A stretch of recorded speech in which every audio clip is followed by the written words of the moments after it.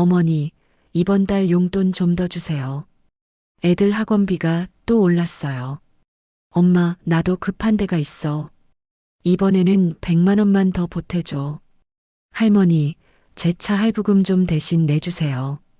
제발이요. 자식들한테서 이런 문자들만 날아온다면 여러분은 어떠시겠습니까?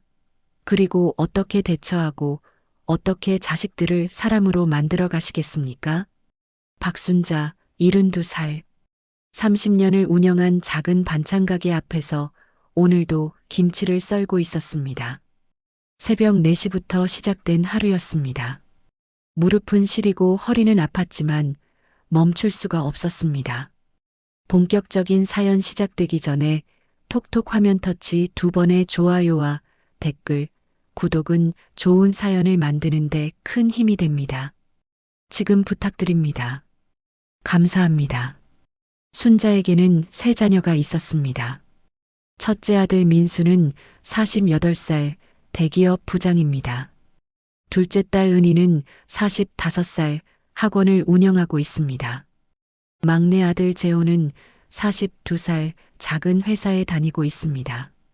겉으로 보기에는 모두 성공한 자식들이었습니다. 하지만 그들에게 어머니는 현금 인출기에 불과했습니다. 어머니, 왜 이렇게 적게 주시는 거예요? 다른 집 시어머니들은 훨씬 많이 주신다던데요. 큰 며느리 정희의 목소리는 언제나 날카로웠습니다. 미안하다, 며느리. 이번 달은 가게 매출이 좀 안 좋아서 말이야. 순자는 고개를 숙이며 대답했습니다. 왜 내가 내 돈을 쓰면서 이렇게 미안해해야 하는 걸까? 하지만 그 생각을 입 밖으로 꺼낼 수는 없었습니다. 가족이 싸우는 것을 무엇보다 싫어했기 때문입니다. 둘째 딸 은희도 마찬가지였습니다. 엄마, 학원 확장하려면 최소 500만 원은 더 필요해요. 이번만 도와주세요. 지난달에도 300만 원을 빌려줬는데 갚겠다는 말은 한 번도 없었습니다. 막내 재호는 더했습니다. 할머니, 제 차 압류당하기 직전이에요. 200만 원만요, 제발요. 3개월 전에도 같은 말을 했었습니다. 그때 준 돈은 어디로 갔는지 묻지도 않았습니다. 묻는다고 달라질 게 있을까? 순자는 그저 통장에서 돈을 빼서 건넬 뿐이었습니다. 자식들의 전화는 항상 돈이 필요할 때만 왔습니다. 엄마 생일? 아, 그게 이번 주였어? 미안, 회사 일이 너무 바빠서 깜빡했어. 민수는 어머니 72번째 생일을 까맣게 잊고 있었습니다. 엄마, 생일 축하해요. 선물은 나중에 드릴게요. 요즘 학원이 너무 바빠서요. 은희는 전화 한 통으로 때웠습니다. 재호는 아예 연락도 없었습니다. 순자는 혼자 미역국을 끓여 먹었습니다.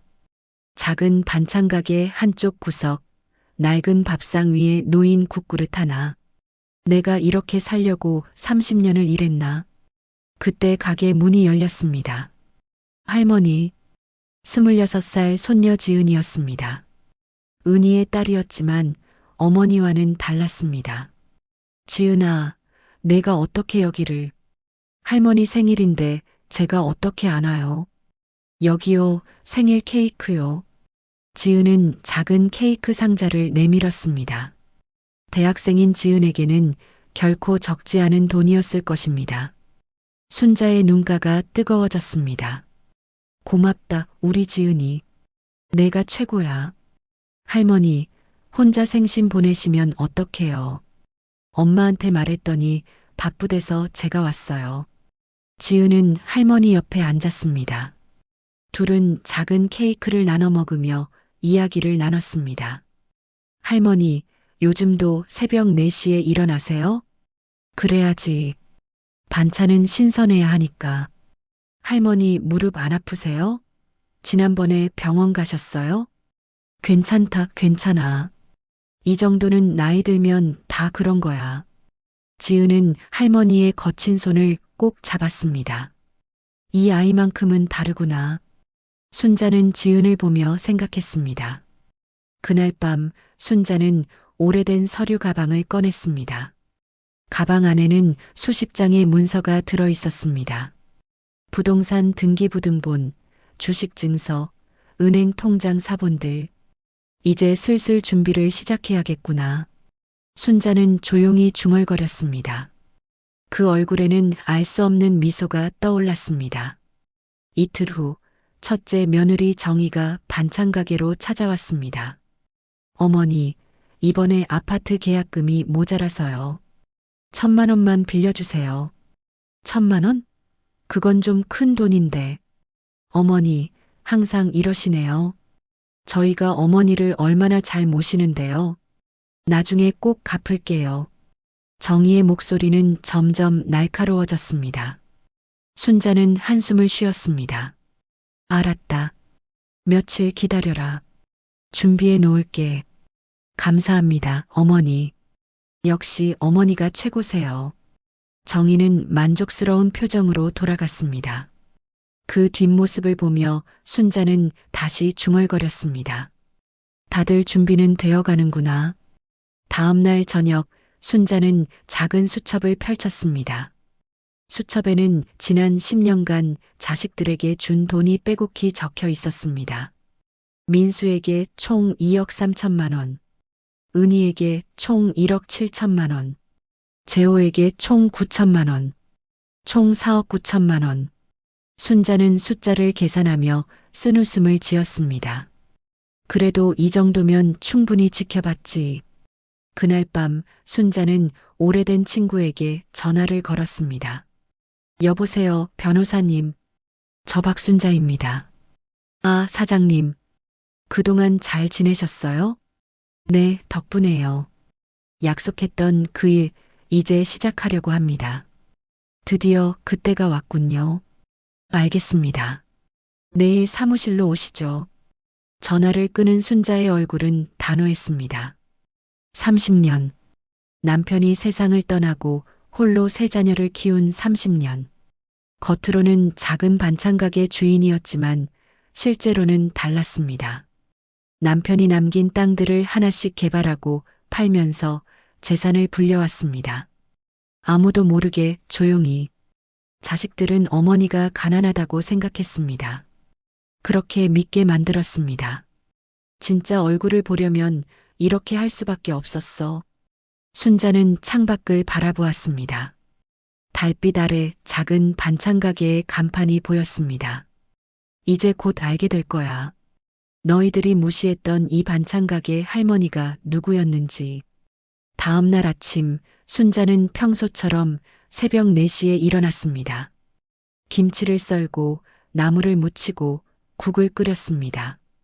하지만 마음속으로는 다른 계획을 세우고 있었습니다. 곧 있을 72번째 생일잔치. 그날 모든 것이 시작될 것입니다. 기다려라. 조금만 더 기다려. 순자는 칼질을 멈추고 미소를 지었습니다. 그 미소는 30년을 기다린 사람의 미소였습니다. 변호사 사무실은 강남 한복판에 있었습니다. 순자는 낡은 옷차림으로 고급스러운 건물 앞에 섰습니다. 경비원이 의아한 눈빛으로 쳐다봤지만 신경 쓰지 않았습니다. 이제 곧 달라질 텐데.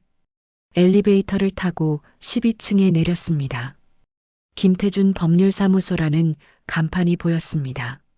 어서 오세요, 사장님. 오랜만입니다. 김태준 변호사는 순자를 반갑게 맞이했습니다.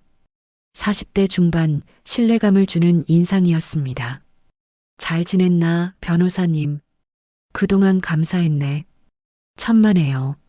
제가 해드린 게 뭐가 있습니까? 드디어 그날을 정하신 건가요? 순자는 천천히 고개를 끄덕였습니다. 내 72번째 생일날로 하려고 합니다. 다음 달 15일이네요. 알겠습니다. 그럼 준비를 시작하겠습니다. 혹시 초대할 분들은 정하셨나요? 세 자식과 그 배우자들, 손주들 전부 다요. 그리고 친척들도 몇 명 부를 겁니다. 순자의 목소리는 단호했습니다. 변호사는 서류 가방에서 두꺼운 파일을 꺼냈습니다. 여기 지난 10년간 정리한 자료들입니다. 확인해 보시겠어요? 파일을 펼치자 수많은 문서가 나왔습니다.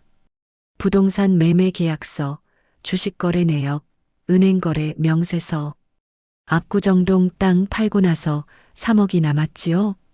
네, 정확합니다. 그 돈은 지금 정기예금으로 묶여 있습니다.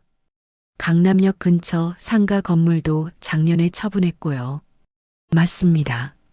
그것도 4억 5천에 정리했습니다. 순자는 서류를 한 장씩 넘기며 확인했습니다. 30년. 남편이 남긴 작은 땅 몇 평이 이렇게 불어났습니다. 개발 정보를 미리 알아내고 적절한 시기에 사고 팔았습니다. 아무도 모르게 조용히. 전체 자산이 얼마나 되지요? 부동산, 주식, 예금 모두 합쳐서 약 12억 5천만 원입니다. 변호사의 대답에 순자는 미소를 지었습니다. 반찬가게 할머니 치고는 꽤 모았지. 그럼 이제 유언장 작성을 시작하시겠습니까? 아니요, 아직은 아니에요. 먼저 확인할 게 있어요. 순자는 가방에서 작은 수첩을 꺼냈습니다. 수첩에는 자식들에게 빌려준 돈의 내역이 빼곡했습니다. 이 돈들 법적으로 돌려받을 수 있을까요? 변호사는 수첩을 받아들었습니다. 증빙 자료가 있으신가요? 차용증이나 송금 내역 같은 것들이요. 모두 있습니다. 매번 은행 송금으로 했으니까요. 순자는 준비해온 통장 사본들을 내밀었습니다. 변호사는 꼼꼼히 살펴보았습니다. 법적으로는 가능합니다. 하지만 가족 간의 일이라 복잡할 수 있어요. 복잡해도 상관없어요. 이번 기회에 확실히 해두려고 합니다. 순자의 눈빛은 흔들림이 없었습니다. 그날 오후 순자는 반찬가게로 돌아왔습니다. 가게 문을 열자 큰아들 민수가 서 있었습니다. 어머니, 어디 갔다 오세요? 전화도 안 받으시고. 응, 그냥 좀 볼 일이 있어서. 무슨 일이니? 민수는 주변을 둘러보더니 목소리를 낮췄습니다. 어머니, 저 이번에 승진 기회가 생겼는데요. 상사 접대비가 좀 필요해서요.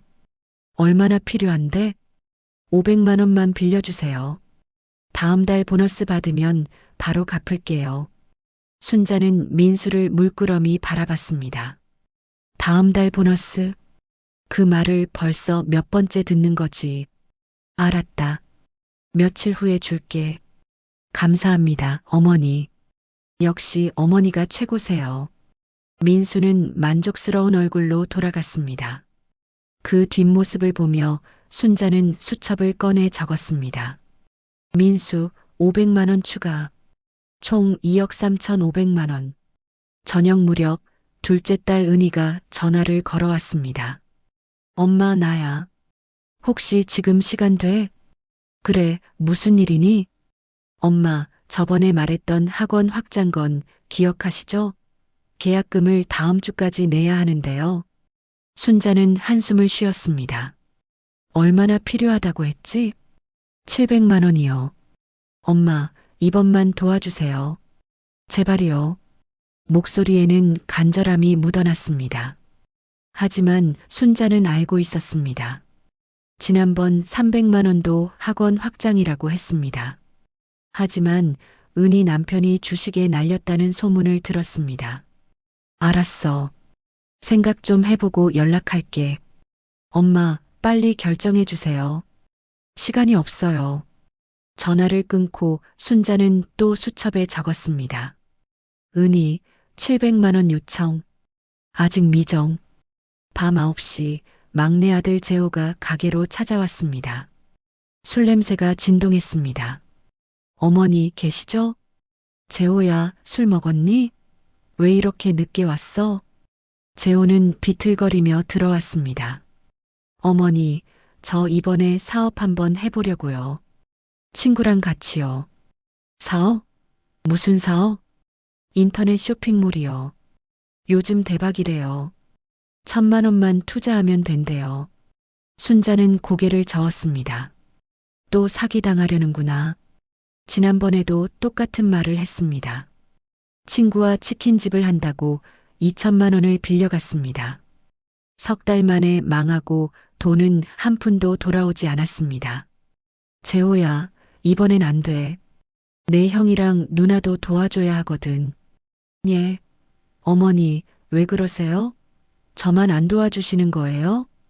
재호의 목소리가 커졌습니다. 그게 아니라 요즘 가게 형편이 안 좋아서 말이야. 거짓말. 어머니 통장에 돈 많은 거 다 알아요. 순자는 깜짝 놀랐습니다. 뭐, 내가 뭘 안다는 거니? 재호는 술김에 말을 쏟아냈습니다. 형이 말했어요. 어머니가 땅 팔아서 돈 많이 모았다고요. 우리한테만 구두쇠처럼 군다고요. 순자의 얼굴이 굳어졌습니다. 민수 그 녀석이 알고 있었구나. 재호야, 집에 가서 술 깨고 얘기하자. 오늘은 그만 가거라. 싫어요. 지금 안 주시면 저 진짜 화날 거예요. 재호는 테이블을 치며 소리쳤습니다. 순자는 조용히 일어났습니다. 재호야, 내가 지금 술에 취해서 그러는 거니까 오늘은 용서해 주마.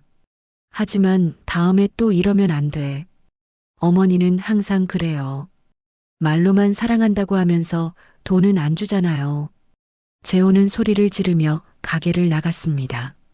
문이 거칠게 닫히는 소리가 울렸습니다. 순자는 자리에 주저앉았습니다. 그래, 이제 정말로 때가 됐어. 다음 날 아침 순자는 세 자녀에게 문자를 보냈습니다. 다음 달 15일이 엄마 생일이다. 모두 저녁 6시에 압구정 한정식 집으로 오너라. 중요한 이야기가 있다. 민수에게서 먼저 답장이 왔습니다. 알겠습니다, 어머니. 꼭 가겠습니다. 은희도 답했습니다. 네, 엄마. 그날은 꼭 시간 낼게요. 재호는 한참 뒤에 답장을 보냈습니다. 어머니, 어제는 제가 술 먹고 실수했어요. 죄송해요. 생신날 꼭 갈게요. 순자는 휴대폰을 내려놓고 미소를 지었습니다. 다들 오겠다고 하는구나. 좋아. 그날 오후 손녀 지은이 가게로 찾아왔습니다. 할머니, 생신 잔치 하신다면서요? 엄마한테 들었어요. 그래, 지은아. 내도 꼭 와야 한다. 당연하죠. 그런데 할머니, 무슨 중요한 이야기가 있으세요? 지은의 눈빛은 순수했습니다. 순자는 지은의 손을 꼭 잡았습니다. 지은아, 그날 할머니가 하는 말 잘 들어야 한다. 알았지? 네. 무슨 무서운 말씀을 하시려고요? 무섭지는 않아. 그냥 필요한 이야기야. 지은은 고개를 갸웃거렸지만 더 묻지 않았습니다. 며칠 후 큰 며느리 정희가 반찬 가게로 왔습니다. 어머니, 저번에 말씀드린 1,000만 원 준비되셨어요? 아, 그거 말이지. 조금만 더 기다려라. 생일 지나고 주마. 정희의 얼굴이 일그러졌습니다. 어머니, 왜 이러세요? 약속하셨잖아요. 급한 건 아니잖니. 한 달만 기다려. 한 달이요? 그럼 아파트 계약 못해요. 정희의 목소리가 점점 높아졌습니다. 순자는 차분하게 말했습니다. 그럼 다른 데서 대출받든지 해라. 나도 형편이 있단다. 형편이요? 어머니가 무슨 형편이 안 되세요? 땅 팔아서 돈 많다면서요? 순자는 눈을 가늘게 떴습니다. 이것들이 다 알고 있었구나. 누가 그런 소리를 하던? 그게 중요한가요? 어쨌든 어머니 돈 많으시잖아요. 그런데 왜 며느리 하나 못 도와주세요? 순자는 깊이 숨을 들이마셨습니다. 정희야, 생일날 다 같이 모이면 그때 이야기하자. 지금은 바쁘니까 그만 가거라. 정희는 화가 난 얼굴로 돌아섰습니다. 정말 실망이에요, 어머니. 저희가 평소에 얼마나 잘 모셨는데. 문이 쾅 닫혔습니다. 순자는 혼자 남아 생각에 잠겼습니다. 그래, 이제 모든 준비는 끝났어. 그날 밤 순자는 변호사에게 전화를 걸었습니다. 변호사님, 저 박순자입니다. 계획대로 진행해 주세요. 알겠습니다, 사장님. 생일 당일날 제가 직접 가겠습니다. 고맙습니다. 그럼 그날 뵙겠습니다. 전화를 끊은 순자는 창밖을 바라봤습니다. 달이 밝았습니다. 30년을 기다렸어. 이제 진실을 보여줄 시간이야. 순자의 눈빛에는 결연함이 가득했습니다. 반찬 가게의 불빛이 조용히 꺼졌습니다. 하지만 순자의 마음속에서는 무언가가 타오르고 있었습니다. 30년 동안 참았던 분노, 무시당하고 이용당했던 모든 순간들, 이제 곧 그 모든 것이 밝혀질 것입니다.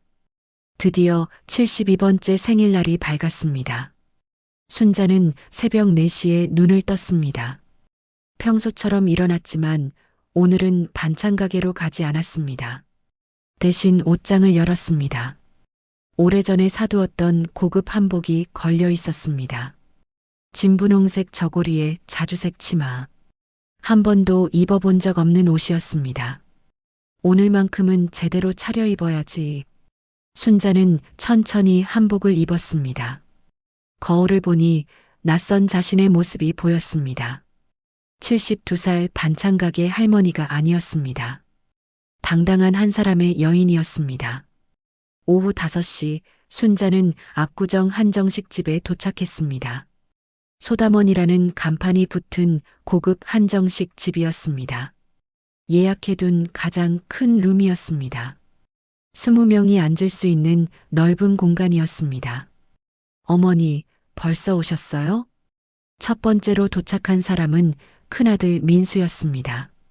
아내 정희와 두 아들을 데리고 왔습니다. 그래, 일찍 왔다. 너희도 왔구나. 어머니, 오늘 한복 입으셨네요? 처음 보는데요. 정희는 놀란 표정으로 말했습니다. 처음 보는 게 당연하지.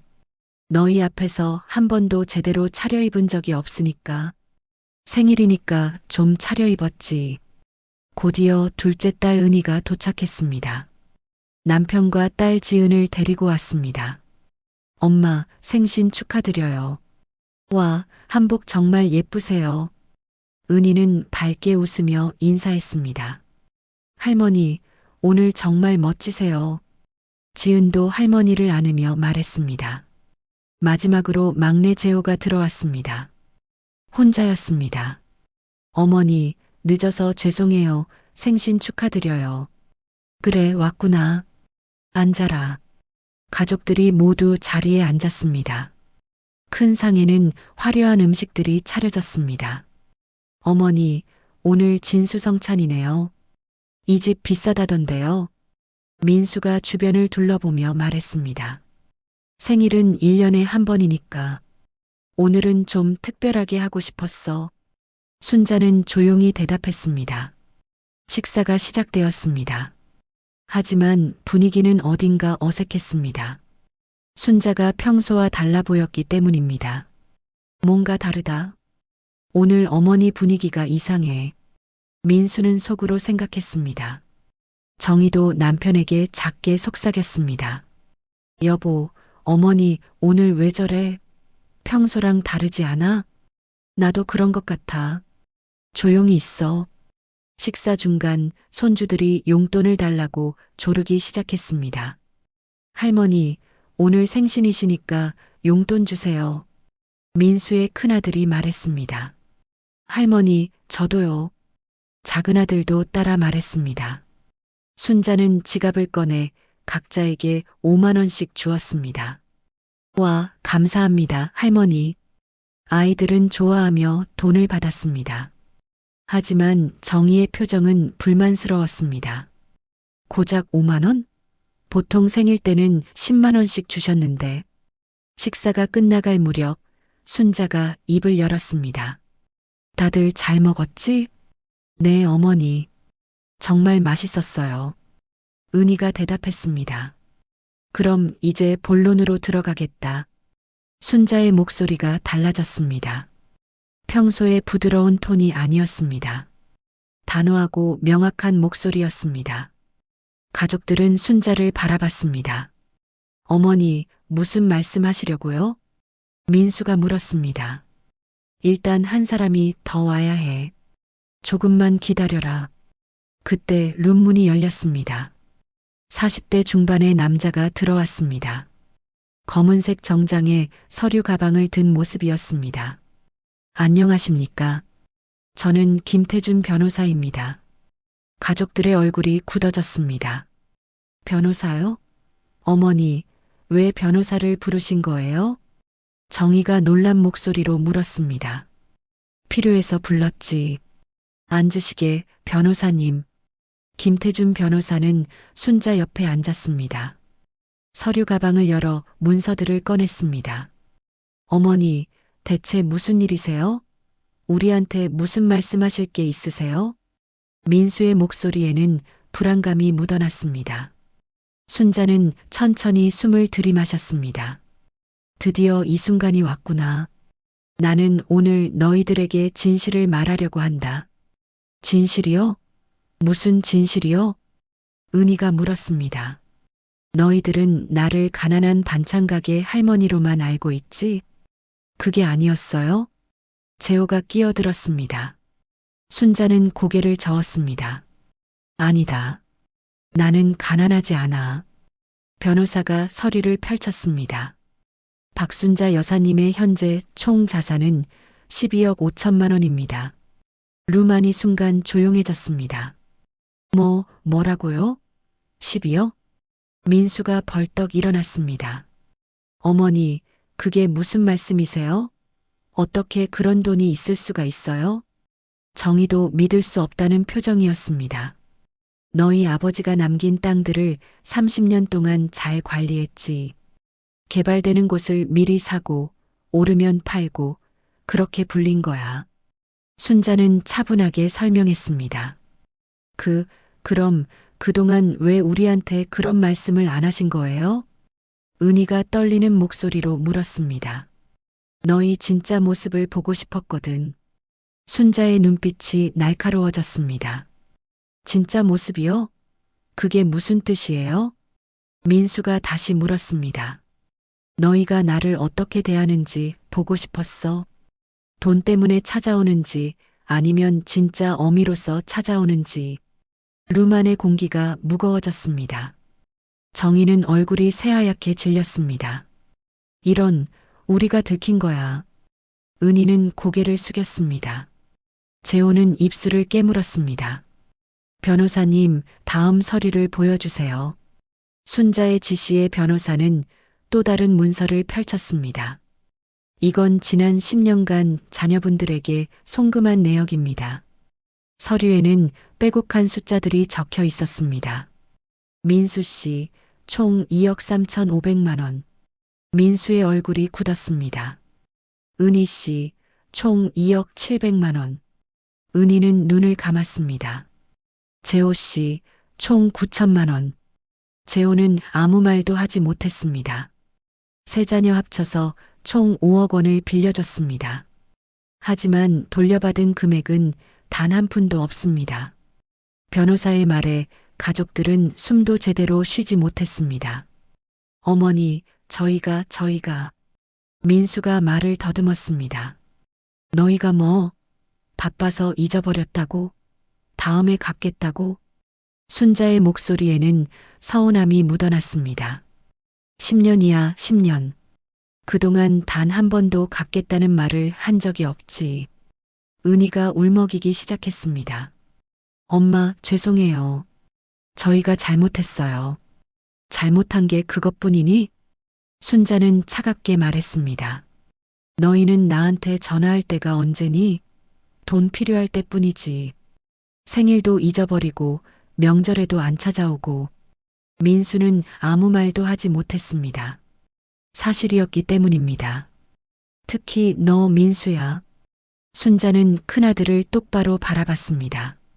너는 회사에서 부장까지 됐으면서 왜 맨날 돈이 없니? 너희 회사 월급이 얼마인데? 그게 사실은 주식에 날렸지? 내가 다 알고 있어. 민수의 얼굴이 빨개졌습니다. 그리고 정의인 너. 순자는 큰 며느리를 보았습니다. 너는 맨날 다른 집 시어머니들은 얼마나 잘해준다고 했지? 나는 그런 말 들을 때마다 얼마나 속상한지 알아? 정희는 고개를 들지 못했습니다. 은희야, 너도 마찬가지야. 둘째 딸을 향한 순자의 목소리는 떨렸습니다. 학원 확장한다고 받은 돈, 사실은 내 남편 빚 갚는 데 썼지? 은희 남편이 깜짝 놀라 고개를 들었습니다. 어머니, 그걸 어떻게 해? 내가 모를 줄 알았니? 어미가 얼마나 바보 같아 보였으면. 순자의 눈가에 눈물이 맺혔습니다. 하지만 흘리지 않았습니다. 울면 안 돼. 지금은 울 때가 아니야. 재호야, 너는 또 어떠니? 막내를 향한 순자의 목소리는 더 떨렸습니다. 사업한다고 받은 돈 전부 도박에 날렸지? 재호는 고개를 푹 숙였습니다. 어머니, 죄송합니다. 저 정말 잘못했어요. 잘못한 걸 알면 고쳐야지. 그런데 너는 맨날 똑같은 짓만 반복하잖니. 루마는 무거운 침묵으로 가득했습니다. 그때 지은이 조용히 손을 들었습니다. 할머니, 그럼 저는요? 저도 할머니한테 용돈 많이 받았는데요. 순자는 손녀를 부드럽게 바라봤습니다. 지은이, 너는 달라. 너는 돈 달라고 한 적이 한 번도 없지. 내가 주고 싶어서 준 거야. 하지만 할머니, 그리고 너는 내 생일도 챙겨주고 가끔 가게에도 와주고 진짜 할머니를 생각해줬어. 순자는 지은의 손을 꼭 잡았습니다. 할머니, 감사합니다. 지은의 눈에도 눈물이 맺혔습니다. 순자는 다시 자식들을 바라봤습니다. 나는 오늘 너희한테 한 가지 제안을 하려고 한다. 제안이요? 민수가 조심스럽게 물었습니다. 그래. 변호사님, 설명해 주세요. 변호사가 새로운 서류를 꺼냈습니다. 박순자 여사님께서는 두 가지 선택지를 제시하셨습니다. 가족들은 숨을 죽이고 들었습니다. 첫 번째, 지금까지 빌려간 돈을 1년 안에 모두 갚는다.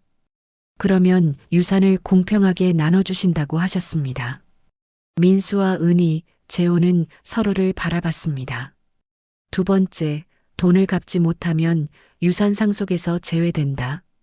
그리고 모든 재산은 다른 방식으로 처리하신다고 하셨습니다.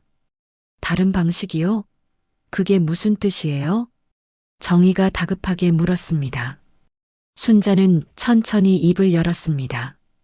기부하거나 아니면 지은이한테 주거나. 루만이 또 조용해졌습니다. 민수는 머리를 감싸쥐었습니다. 은희는 눈물을 흘렸습니다. 재호는 아무 말도 하지 못했습니다. 드디어 말했어. 이제 너희 선택이야. 순자는 자식들을 하나하나 바라봤습니다. 30년. 혼자서 키운 30년. 이용당하고 무시당한 10년. 이제 그 모든 것이 끝나는 순간이었습니다. 한참 동안 아무도 말을 하지 못했습니다. 변호사가 가져온 서류들만이 테이블 위에 놓여 있었습니다. 5억 원이라는 숫자가 너무나 선명했습니다. 민수가 먼저 입을 열었습니다. 어머니, 1년 안에 5억 원을 어떻게 갚으라는 말씀이세요? 그건 불가능해요. 불가능하다고? 그럼 처음부터 빌리지 말았어야지. 순자의 목소리는 흔들림이 없었습니다. 정희가 남편을 툭툭 쳤습니다. 여보, 뭐라도 말 좀 해봐요. 이러다가 우리 진짜 한 푼도 못 받아요. 어머니, 그래도 저희가 그동안 어머니를 모셨잖아요. 명절 때마다 찾아뵙고 어버이날에도 선물 드리고. 민수는 필사적으로 말했습니다. 순자는 차갑게 웃었습니다. 명절에 찾아왔다고? 작년 추석 때 너희 온 적 있니? 그건 회사 일이 있어서. 어버이날 선물? 10만 원짜리 상품권 한 장 준 게 선물이니? 민수는 입을 다물었습니다. 그때 은희가 울음을 터뜨렸습니다. 엄마, 저희가 정말 잘못했어요. 용서해 주세요. 앞으로 잘할게요. 앞으로 잘하겠다고? 10년 동안 그 말만 했잖니. 순자는 둘째 딸을 차갑게 바라봤습니다. 은희 남편이 끼어들었습니다. 장모님, 저희도 사정이 있었습니다. 사업이 안 되다 보니 어쩔 수 없이. 사정? 내가 주식으로 3천만 원 날린 것도 사정이니? 은희 남편의 얼굴이 새하얗게 질렸습니다. 그걸 어떻게 해? 내가 모를 줄 알았어? 은희가 학원 확장한다고 돈 달라고 할 때 이미 다 알고 있었어. 은희는 남편을 노려봤습니다. 여보, 장모님한테 거짓말한 거야? 아니, 그게 아니라. 부부가 서로를 비난하기 시작했습니다. 재호는 고개를 푹 숙인 채 아무 말도 하지 못했습니다. 나는 변명할 말도 없어. 전부 다 도박으로 날렸으니까. 순자는 막내 아들을 안타깝게 바라봤습니다. 재호야, 너는 언제까지 그렇게 살 거니? 어머니, 저 정말 이번에는 달라질 거예요. 도박 끊을게요. 그 말도 벌써 5번째 듣는 거야. 재호는 눈물을 흘렸습니다. 정희가 갑자기 벌떡 일어났습니다. 어머니, 그렇게까지 하실 거면 저희는 이제 어머니 모시지 않겠어요. 룸안의 모든 사람이 정희를 바라봤습니다. 뭐라고? 민수가 놀라 아내를 말렸습니다. 여보, 지금 무슨 소리야? 왜요? 어머니가 먼저 저희를 버리시겠다는데 저희라고 못할 게 뭐예요? 정희의 목소리는 날카로웠습니다. 순자는 조용히 정희를 바라봤습니다. 드디어 본색을 드러내는구나. 그래, 내 마음대로 해라. 어차피 나는 너희가 날 모시는 게 필요 없어. 네? 뭐라고요? 정희는 믿을 수 없다는 표정이었습니다. 나는 지금도 혼자 잘 살고 있어. 반찬 가게도 내가 하고 싶어서 하는 거고. 순자는 당당하게 말했습니다. 민수가 다급하게 끼어들었습니다. 어머니, 제 아내가 실수로 한 말이에요. 신경 쓰지 마세요. 실수가 아니야. 정희는 원래 그렇게 생각했을 거야. 이제야 말로 나온 거지. 정희는 얼굴이 빨개졌습니다. 그때 변호사가 또 다른 서류를 꺼냈습니다. 사실 한 가지 더 말씀드릴 게 있습니다. 모든 사람의 시선이 변호사에게 향했습니다. 박순자 여사님께서는 또 다른 계획을 준비하셨습니다. 또 다른 계획이요? 은희가 불안한 목소리로 물었습니다. 여사님께서는 향후 10년간 매달 생활비를 지원받을 필요가 없도록 모든 준비를 마치셨습니다. 순자는 고개를 끄덕였습니다. 나는 이미 요양원도 알아봤어. 고급 요양원 말이야. 요양원이요? 민수가 놀라 물었습니다. 그래. 1인실에 간병인도 따로 있는 곳이야. 거기 10년치 비용도 이미 다 냈어. 자식들은 말문이 막혔습니다. 어머니가 혼자 다 준비하셨다고? 민수는 믿을 수 없었습니다. 그리고 장례 비용도 이미 준비해뒀어. 장지도 정해뒀고. 순자는 차분하게 말을 이어갔습니다. 심지어 내 수의도 이미 맞춰뒀단다. 그러니까 너희가 날 모실 필요가 전혀 없어. 은희가 울음을 터뜨렸습니다. 엄마, 그렇게까지 안 믿으시는 거예요? 저희가 그렇게 나쁜 자식들이에요? 순자는 둘째 딸을 똑바로 바라봤습니다. 은희야, 작년에 내가 허리 다쳤을 때 기억나니? 네. 병원에 입원했을 때 너희 중에 누가 와봤니? 은희는 고개를 숙였습니다. 지은이만 왔어.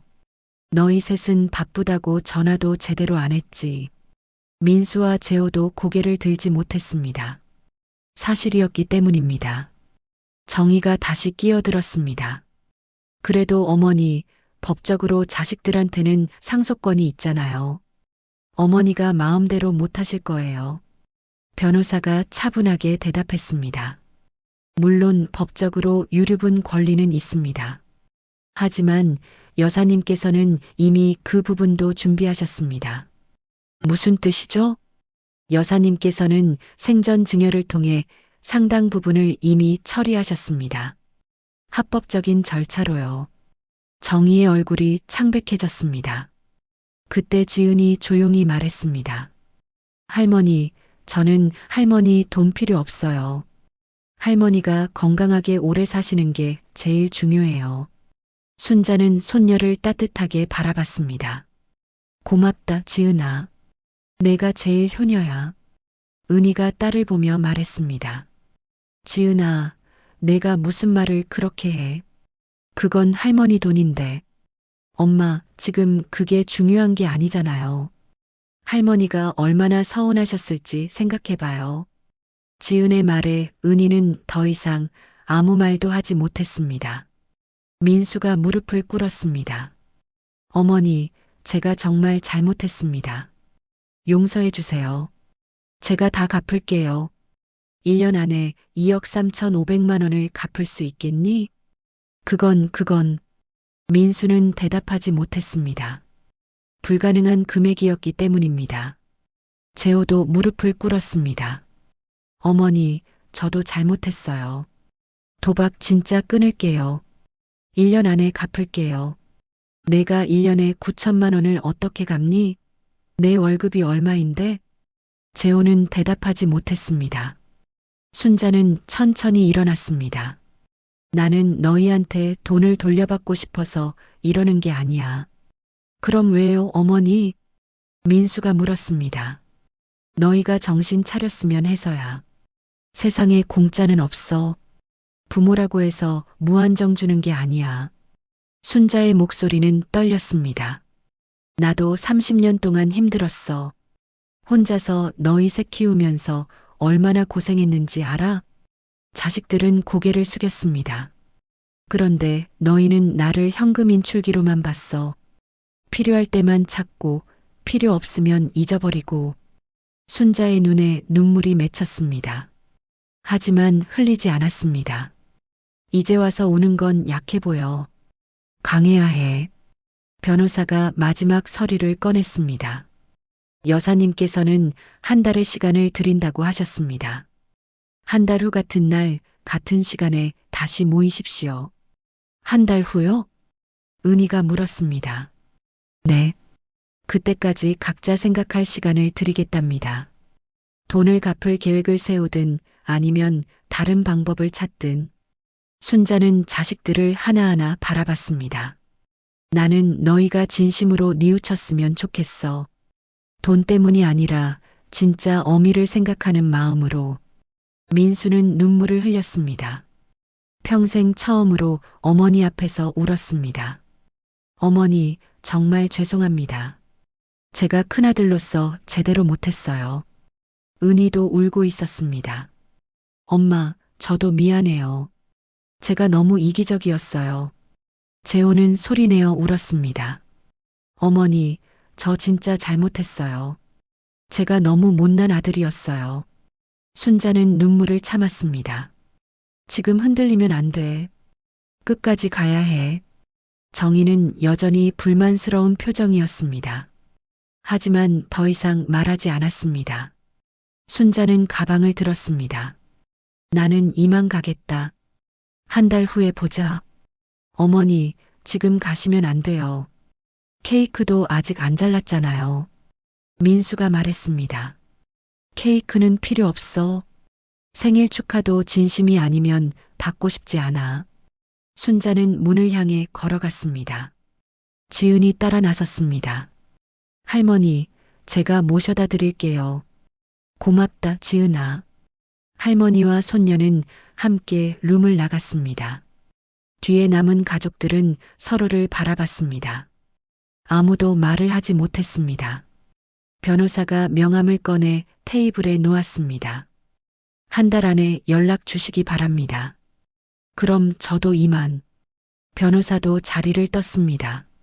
룸에는 민수, 정희, 은희 부부, 재호만 남았습니다. 화려했던 생일상은 그대로였습니다. 하지만 아무도 음식을 먹을 수 없었습니다. 민수가 먼저 입을 열었습니다. 우리 뭐 좀 잘못된 것 같아. 어머니한테 너무 심했던 것 같아. 정희가 냉정하게 말했습니다. 지금 후회해서 뭐해요? 이미 다 들통났는데. 여보, 그래도 어머니인데 어떻게 그런 말을 해요? 사실이잖아요. 어차피 어머니는 우리 믿지 않으세요.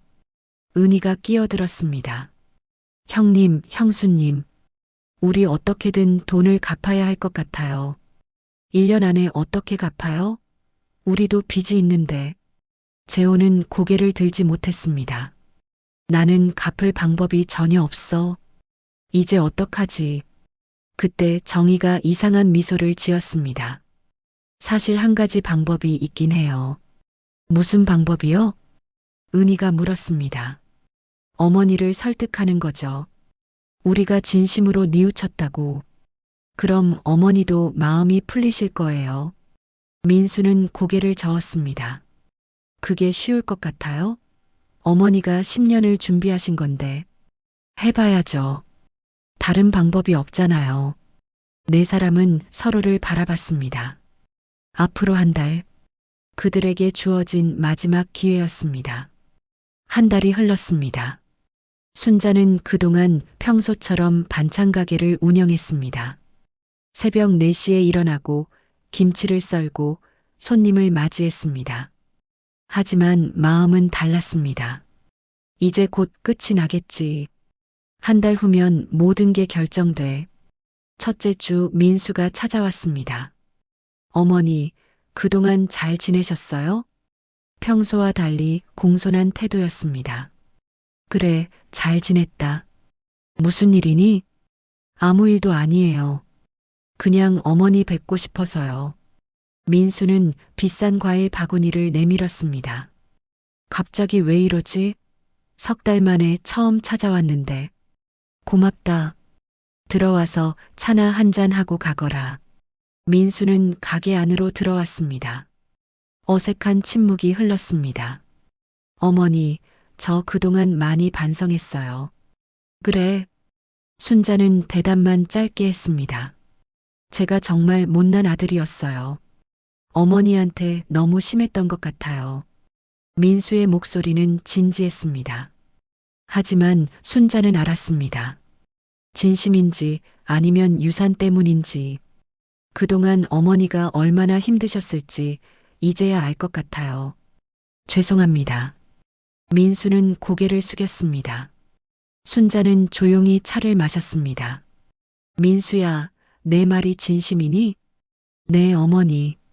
진심이에요. 그럼 돈은 갚을 수 있겠니? 민수의 얼굴이 굳어졌습니다. 그게 사실은 뭐? 1년 안에는 힘들 것 같아요. 하지만 2년, 3년에 걸쳐서라도 꼭 갚을게요. 순자는 고개를 끄덕였습니다. 역시 그렇구나. 갚을 생각은 없어. 알았다. 한 달 후에 다시 이야기하자. 민수는 아쉬운 표정으로 돌아갔습니다. 둘째 주 은희가 전화를 걸어왔습니다.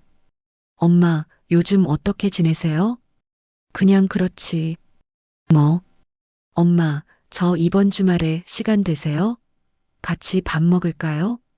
순자는 놀랐습니다. 평소 은희는 항상 바빴습니다. 주말에 시간 내자는 말은 처음이었습니다. 그래, 좋다. 어디서 만날까? 제가 엄마 모시러 갈게요. 좋은 곳 알아뒀어요. 주말, 은희는 약속대로 어머니를 모시러 왔습니다. 고급 한정식집이었습니다. 은희야, 여기 비싸지 않니? 괜찮아요, 엄마. 오늘은 제가 사는 거예요. 식사 중에 은희는 계속 어머니를 챙겼습니다. 반찬을 덜어주고 국물을 따라주고 이야기를 들어줬습니다. 평소에는 이렇지 않았는데 순자는 딸의 변화를 지켜봤습니다. 엄마, 저 그동안 정말 못된 딸이었어요. 은희는 눈물을 글썽였습니다. 엄마가 얼마나 힘드셨을지 이제야 생각이 나요. 죄송해요. 그래, 고맙다. 순자는 딸의 손을 잡아줬습니다. 하지만 마음 한편으로는 의심이 들었습니다. 진짜 변한 걸까? 아니면 연기하는 걸까? 식사 후 은희가 조심스럽게 말했습니다. 엄마, 그 돈 말이에요. 저 정말 갚고 싶어요. 그래. 네. 근데 1년은 너무 짧아요. 3년 정도 시간을 주시면 안 될까요? 순자는 한숨을 쉬었습니다. 역시 돈 이야기네. 한 달 후에 다 같이 모여서 이야기하자. 은희는 아쉬운 표정이었지만 더 말하지 않았습니다. 셋째 주 재호가 찾아왔습니다. 술 냄새 없이 깨끗한 모습이었습니다. 어머니, 그동안 잘 지내셨어요? 재호야, 너 얼굴이 좋아졌네. 무슨 일 있니? 어머니, 저 도박 끊었어요. 진짜로요. 재호는 진지한 표정이었습니다. 그래, 그건 잘했다. 그리고 새 직장도 구했어요. 월급은 적지만 정직하게 일하고 있어요. 순자는 막내를 물끄러미 바라봤습니다. 진짜 변한 것 같았습니다. 고생했다, 재호야. 그렇게 해야지. 어머니, 저 1년 안에는 못 갚겠지만 5년 걸려서라도 꼭 갚을게요. 재호의 눈빛은 진심처럼 보였습니다. 순자는 고개를 끄덕였습니다. 알았다. 한 달 후에 다시 보자. 넷째 주 정희가 혼자 찾아왔습니다. 어머니, 혼자 계세요? 그래, 들어오너라.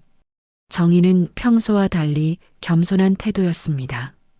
어머니, 지난번에 제가 너무 심한 말을 했어요. 죄송합니다. 그래, 알았다. 제가 평소에 어머니를 너무 무시한 것 같아요. 앞으로는 잘할게요. 정희는 고개를 숙였습니다.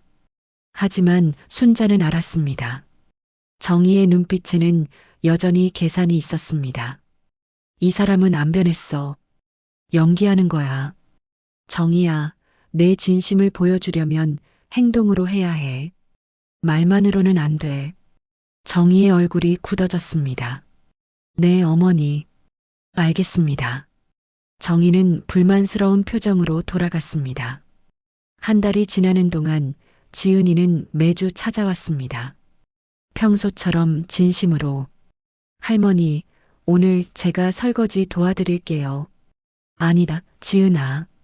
내가 왜 그런 걸 해? 괜찮아요, 할머니. 제가 하고 싶어서 하는 거예요.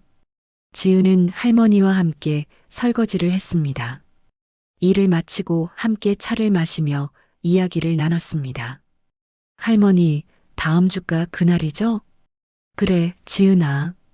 할머니, 무서우세요? 순자는 손녀를 부드럽게 바라봤습니다. 무섭지는 않아. 그냥 슬플 뿐이지. 왜요? 내 자식들이 진짜로 변했으면 좋겠는데 그게 안 될 것 같아서. 지은은 할머니의 손을 꼭 잡았습니다. 할머니, 저는 할머니 편이에요. 항상요. 고맙다, 우리 지은이. 드디어 약속한 날이 되었습니다. 다시 같은 한정식집, 같은 룸이었습니다. 가족들이 하나둘 도착했습니다. 민수는 깨끗한 정장 차림이었습니다. 은희는 단정한 옷을 입고 왔습니다. 재호도 말끔하게 차려입었습니다. 정희는 평소보다 화장을 연하게 했습니다. 모두들 준비를 단단히 한 모습이었습니다.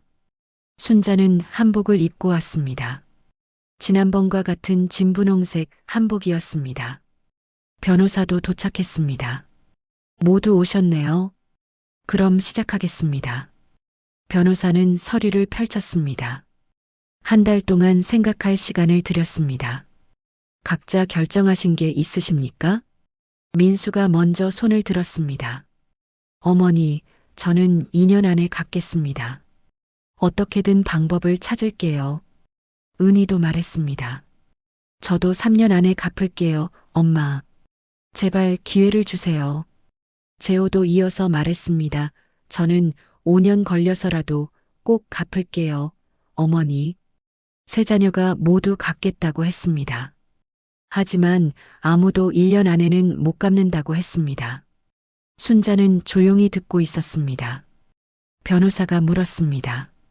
여사님, 어떻게 하시겠습니까? 순자는 천천히 입을 열었습니다. 너희들이 한 달 동안 나를 찾아왔지? 네, 어머니. 진심으로 변했다고 말했지? 네, 정말이에요. 순자는 가방에서 무언가를 꺼냈습니다. 작은 녹음기였습니다. 그런데 말이야, 너희 진짜 모습을 나는 다 알고 있어. 가족들의 얼굴이 굳어졌습니다. 순자는 녹음기를 틀었습니다. 민수와 정희의 대화 소리가 흘러나왔습니다. 여보, 어머니한테 착한 척 좀 하면 돼요. 그럼 마음 풀리실 거예요. 그게 될까? 당연하죠. 어차피 나이 드신 분이 뭘 아시겠어요. 민수의 얼굴이 새하얗게 질렸습니다. 다음은 은희와 남편의 대화였습니다. 당신 어머니한테 잘 보여야 해. 유산 때문에라도. 알았어. 내가 며칠만 연기하면 되지 뭐. 3년이라고 하고 나중에 또 미루면 돼. 은희는 고개를 들지 못했습니다. 마지막으로 재호의 목소리였습니다. 전화 통화 내용이었습니다. 야, 나 지금 어머니한테 착한 척 하는 중이야. 5년 후면 할머니 돌아가실 거 아냐? 그럼 안 갚아도 되지. 재호는 눈을 감았습니다. 녹음이 끝나자 루마는 조용해졌습니다. 아무도 말을 하지 못했습니다. 순자는 천천히 입을 열었습니다. 너희는 한 달 동안 변한 게 아니야. 그냥 연기한 거지. 민수가 변명했습니다. 어머니, 그건 제가 화가 나서 한 말이에요. 진심이 아니에요. 진심이 아니라고? 그럼 뭐가 진심이니? 순자의 목소리는 차가웠습니다. 은희가 울었습니다. 엄마, 저 정말 잘못했어요. 다시는 안 그럴게요. 다시는? 너희는 맨날 다시는 안 그러겠다고 했어. 하지만 항상 똑같았지. 재호는 아무 말도 하지 못했습니다. 정희가 갑자기 소리쳤습니다. 어머니, 그럼 어쩌라고요? 우리가 무슨 성인군자예요? 사람이 완벽할 수는 없잖아요. 순자는 차갑게 웃었습니다. 완벽하라는 게 아니야. 진심을 보여달라는 거지. 변호사가 새로운 서류를 꺼냈습니다. 여사님께서 최종 결정을 내리셨습니다. 모든 사람이 긴장했습니다. 박순자 여사님께서는 전 재산을 다음과 같이 처리하기로 하셨습니다. 순자는 자식들을 하나하나 바라봤습니다. 이제 끝이야. 이제 진짜 끝이야. 변호사가 서류를 읽기 시작했습니다.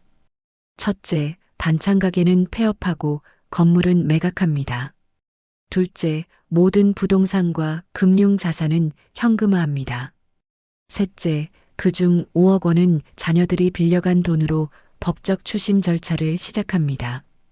민수가 벌떡 일어났습니다. 법적 추심이요? 어머니, 그건 너무하시는 거 아니에요? 내 돈을 돌려받는 게 왜 너무해? 순자는 흔들림 없이 말했습니다. 변호사가 계속 읽었습니다. 넷째, 남은 재산 중 3억 원은 자선단체에 기부합니다. 다섯째, 나머지 재산은 손녀 지은에게 상속합니다. 지은이 깜짝 놀라 일어났습니다. 할머니, 저는 필요 없어요. 지은아, 넌 받을 자격이 있어. 너는 진심으로 날 대했으니까. 순자는 손녀를 따뜻하게 바라봤습니다. 은희가 울부짖었습니다. 엄마, 제 딸한테 주시는 건 좋은데 저희는요? 저희는 진짜 한 푼도 못 받는 거예요? 유류분은 법적으로 받을 수 있어. 하지만 그것도 빌려간 돈 갚고 나서야. 순자는 단호하게 말했습니다. 재호가 무릎을 꿇었습니다. 어머니, 제발이요. 저 진짜 잘못했어요. 기회를 한 번만 더 주세요. 기회는 이미 충분히 줬어. 10년이야, 10년. 순자는 더 이상 흔들리지 않았습니다. 정희가 비웃었습니다. 좋아요. 어차피 법적으로 유류분은 받을 수 있어요. 우리 변호사 선임해서 싸울 거예요. 그래, 내 마음대로 해라. 나는 준비가 다 되어 있어. 순자는 일어났습니다. 오늘로 끝이다. 더 이상 할 말 없어. 순자는 지은의 손을 잡고 룸을 나갔습니다. 뒤에 남은 가족들의 울음소리와 비난 소리가 들렸습니다. 하지만 순자는 돌아보지 않았습니다. 이제 정말 끝났어. 복도를 걷는 순자의 얼굴에는 눈물이 흘렀습니다. 하지만 후회는 없었습니다. 30년을 참았습니다. 이제 더 이상 참지 않기로 했습니다. 그날 이후 석 달이 흘렀습니다. 순자는 반찬 가게 문을 닫았습니다. 30년을 지켜온 작은 가게였습니다. 마지막 날 순자는 혼자 가게를 정리했습니다. 여기서 참 많은 일이 있었지. 오래된 도마, 낡은 냄비, 김치 항아리들. 하나하나 손으로 쓰다듬었습니다. 할머니, 제가 도와드릴게요. 지은이 달려왔습니다. 고맙다, 지은아. 내가 있어서 할머니는 행복해. 두 사람은 함께 가게를 정리했습니다. 민수는 변호사를 선임했습니다. 유류분 소송을 준비했습니다. 하지만 순자도 준비가 되어 있었습니다. 모든 증거와 서류가 완벽했습니다. 결국 민수는 포기했습니다. 소송에서 이길 가능성이 없었기 때문입니다. 어머니, 제가 정말 잘못했습니다. 용서해 주세요. 민수는 마지막으로 어머니를 찾아왔습니다. 이번에는 진심이었습니다. 민수야, 너무 늦었어. 하지만 이제라도 정신 차려서 살아라. 순자는 담담하게 말했습니다. 앞으로는 내 힘으로 살아야 해. 더 이상 나한테 기대지 마라. 민수는 고개를 숙였습니다. 네, 어머니. 알겠습니다. 그것이 어머니와 아들의 마지막 대화였습니다. 은희는 남편과 이혼했습니다. 주식으로 돈을 날린 것이 결정적이었습니다. 엄마, 저 이제 혼자 살 거예요. 학원도 정리하고 다시 시작할게요. 은희는 눈물을 흘렸습니다. 엄마, 제가 너무 욕심이 많았어요. 이제야 깨달았어요. 순자는 딸을 안아줬습니다. 은희야, 늦지 않았어. 지금부터라도 바르게 살아. 네, 엄마. 그리고 죄송해요. 어머니와 딸은 한참을 안고 있었습니다. 재호는 정말로 도박을 끊었습니다. 작은 회사에서 성실하게 일했습니다. 월급은 적었지만 빚을 조금씩 갚아나갔습니다. 할머니, 저 이번 달에 10만 원 갚을 수 있어요. 재호는 통장을 보여줬습니다. 순자는 아들의 머리를 쓰다듬었습니다. 그래, 잘하고 있다. 천천히 해도 돼. 어머니, 제가 5년 안에 꼭 다 갚을게요. 재호의 눈빛은 진심이었습니다. 순자는 알았습니다. 이 아이만큼은 진짜로 변했다는 것을. 정희는 끝까지 불평했습니다. 어머니 때문에 우리 집안이 망했어요. 하지만 아무도 듣지 않았습니다. 민수마저도 아내에게 등을 돌렸습니다. 당신 때문에 어머니와 멀어진 거야. 결국 정희는 혼자 남았습니다. 순자는 약속대로 고급 요양원에 들어갔습니다. 1인실에 개인 간병인이 있는 곳이었습니다. 할머니, 여기 정말 좋네요. 지은이 짐을 옮기는 것을 도와줬습니다. 그래, 할머니 이제 편하게 살 거야. 방에는 큰 창문이 있었습니다. 창밖으로 정원이 보였습니다. 꽃들이 피어 있었습니다. 이제야 내 삶을 살 수 있겠구나. 요양원 생활은 평화로웠습니다. 친구들도 생겼습니다. 비슷한 나이의 할머니들과 이야기를 나눴습니다. 순자 씨, 자식들이 자주 와요? 아니요, 이제 잘 안 와요. 그래요? 속상하시겠어요. 순자는 고개를 저었습니다. 아니에요. 오히려 편해요. 이제는 눈치 안 보고 살 수 있어서요. 할머니들은 고개를 끄덕였습니다. 모두 비슷한 경험이 있었기 때문입니다. 지은은 일주일에 2번씩 찾아왔습니다. 평일에 1번, 주말에 1번. 할머니, 오늘 할머니가 좋아하시는 떡 사왔어요. 고맙다, 우리 지은이. 두 사람은 함께 차를 마시며 이야기를 나눴습니다. 할머니, 후회는 안 하세요? 후회? 왜? 자식들이랑 멀어지신 거요. 순자는 잠시 생각했습니다. 후회는 없어. 내가 내 인생을 찾은 거니까. 지은은 할머니의 손을 꼭 잡았습니다. 할머니가 자랑스러워요. 지은아, 너도 나중에 이렇게 살아라. 누구한테도 이용당하지 말고. 네, 할머니. 할머니한테 배웠어요. 1년 후, 순자는 73번째 생일을 맞았습니다. 요양원 친구들이 작은 파티를 열어줬습니다. 지은도 왔습니다. 은희와 재호도 왔습니다. 민수는 오지 않았습니다. 엄마, 생신 축하드려요. 은희는 작은 선물을 건넸습니다. 직접 만든 스카프였습니다.